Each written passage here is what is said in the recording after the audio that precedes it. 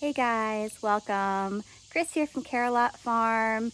I want to let you know it is now the end of August. Today is August 25th, and so I've got a lot going on that I want to share with you. Some of you might be wondering, why do I keep wearing the same black hat in all of my videos this summer? Well, there's a very good reason. My other preferred gardening farm hats are so dirty, I don't even want to put them on my head right now. So I need to have a hat washing day. Until then, though, I'm going to be wearing my black hat. It's nice. I can't really stain it near as badly. And it's a relatively new hat, so it's still pretty clean.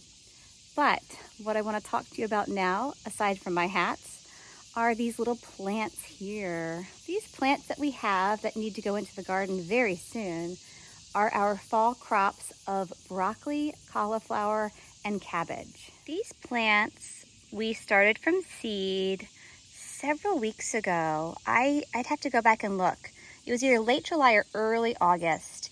And what's really interesting is the plants that are on the end here, these are actually the newer, younger seeds. They, I believe, are the broccoli plants. So this first 6-pack in the corner on the right are leggy. They don't look great, but the older seeds are in the 6-pack behind it, and they look much more substantial and ready for the garden.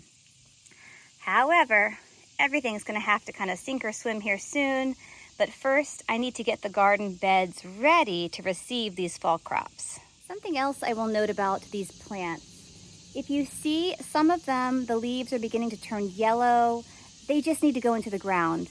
They have been out here on the back porch getting water 2 to 3 times a day, so nothing is dried out, but they're either root bound or just running out of nutrients. So I know I definitely want to get them into the ground, if not today, tomorrow, and then hopefully in, a few weeks to a couple months here before the first frost, we'll have some good fall crops. The last thing I want to share with you before we head out to the garden and see what we can do with our summer jungle is I want to show you, I picked our last round of green beans from the first batch of beans.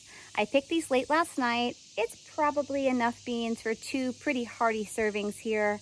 And after I picked the beans, I went ahead and I pulled up those first initial beans because the plants were drying up and it was really time. We might even use that bed for some of these new crops once I get it kind of amended and ready. So now it's time to head out to the garden and see what we can do today. The last couple of weeks, we have been primarily picking okra. Our tomatoes, the first big wave of tomatoes sort of, came and went.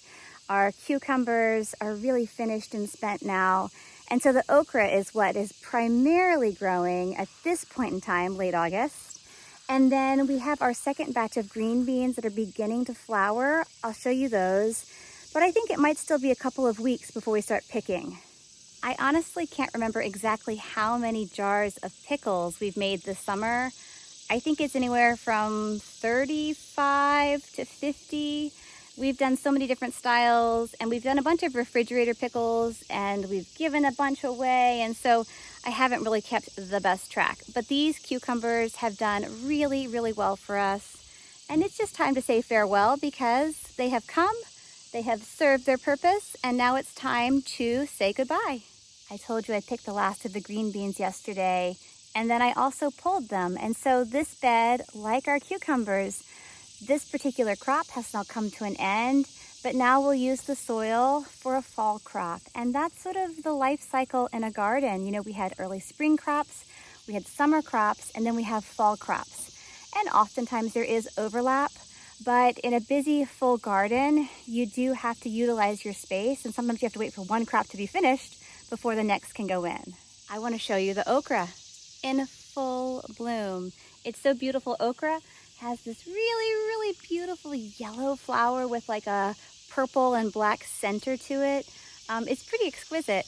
But I was telling you the okra is coming in really strong. We have jarred several different rounds of tomatoes in okra.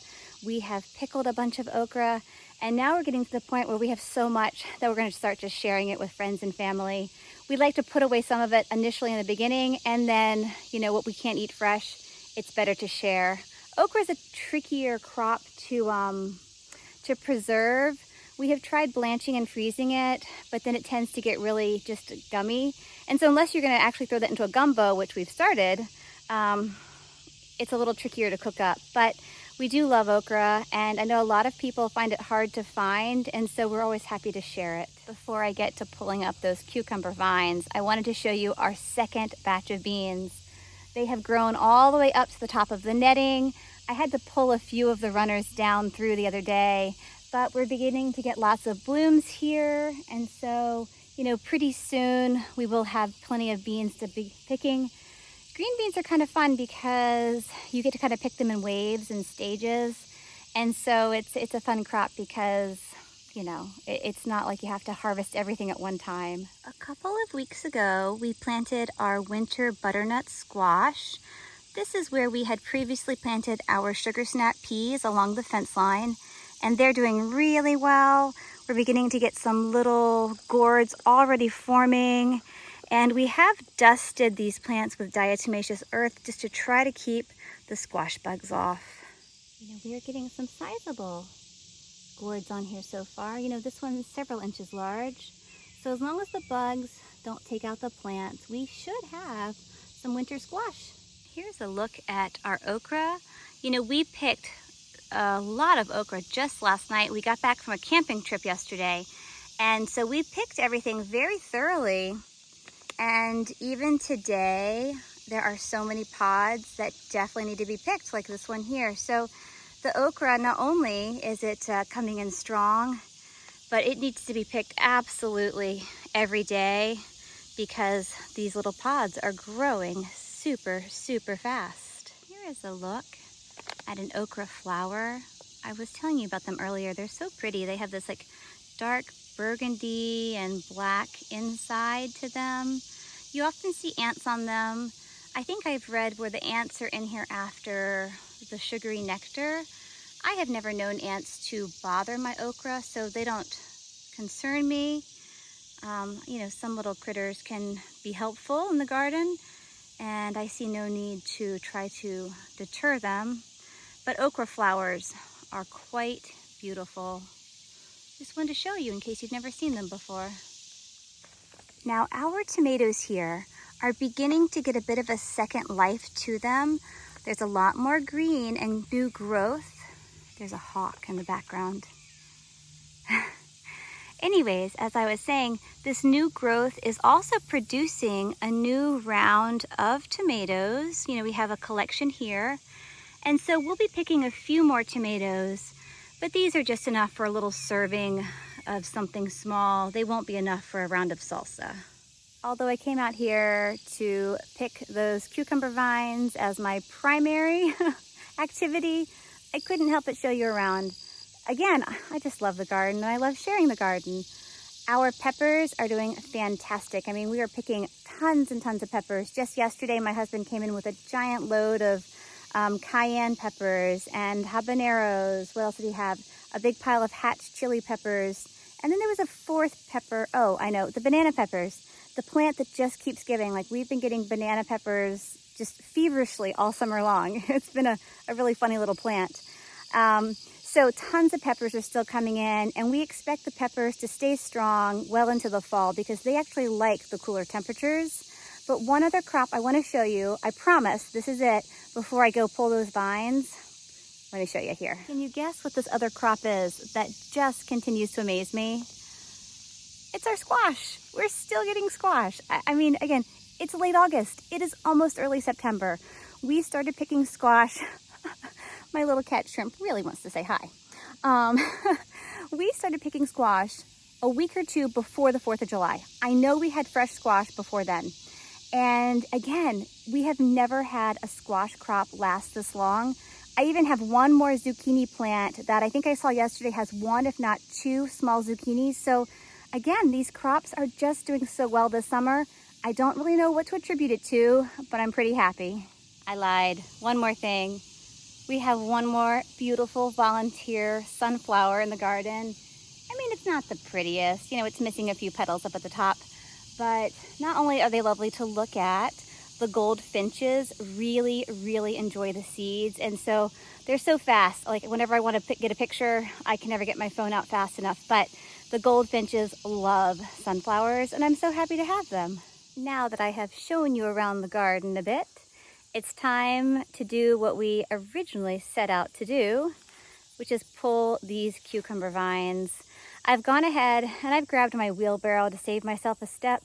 Sometimes I'll do a lot of weeding and then I'll have a pile of debris and then I have to come back and put the pile into a wheelbarrow to haul it off. So we're gonna skip that step and we're just gonna take the vines from our fence here. I've got this metal fence line. We're gonna pull them off and we're gonna load them into the wheelbarrow and then haul them off to the woods. I'm pretty bad when it comes to estimating how long something will take. I'm looking at these vines and I'm thinking, oh, I'll have this knocked out in like 10 minutes. Let's see how long it takes me. I'm hoping it does not take any more than 30 minutes because I do have some errands to run and a few other things to do today. So I'm hoping this will be a pretty quick activity. I've not gotten very far, you can see. And I am realizing two things. One, you might want gloves on. You know, the cucumber vines are a little prickly. They're not as bad as pumpkins and some other, gourdy type vines. However, some of these vines are pretty well established. And when I'm pulling, I think it would be better off to get some clippers so I can just nip them and then kind of pull them off in smaller sections. So I'm gonna run inside. I'm gonna get my gloves and some clippers. I'm the guinea pig. I get to troubleshoot these things, right? I have my clippers, I have my gardening gloves, and now we're gonna get back to work. As I am continuing to pull these vines, I'm finding a couple of little cucumbers, and although I said earlier the skins are usually really tough, I'm gonna pick these smaller ones, take them into the house. It might be enough for one last jar of refrigerator pickles, but when I go to slice them, if they're really, really tough, I'll just toss them. But I thought, well, give them a chance. I do hate to waste things, and so these little guys have caught my eye. So I am noticing that one, this is taking a lot longer than I thought, no surprise. But two, I am finding that nipping the vines and pulling them on one side is great, but then you really have to come to the other side of the fence to then pull the vines that are really woven in on this side. So it's kind of a two-sided approach here. These cucumbers were planted very, very thick and they were woven into this fence line very, tightly. And so that just means it's a lot more unweaving to get them off the fence. Thank you for joining me today here on the garden. We got a lot done. We got these cucumber vines pulled.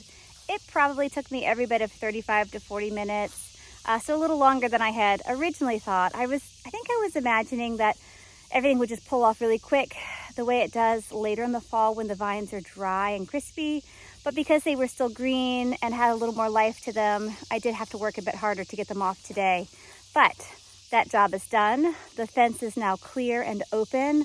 We can see our pumpkins here at the back of the garden. They don't look the best, but there are a few pumpkins back there that we're trying to preserve and hopefully see to maturity. So have a great rest of your day. Check back soon and talk to you later. Bye, guys.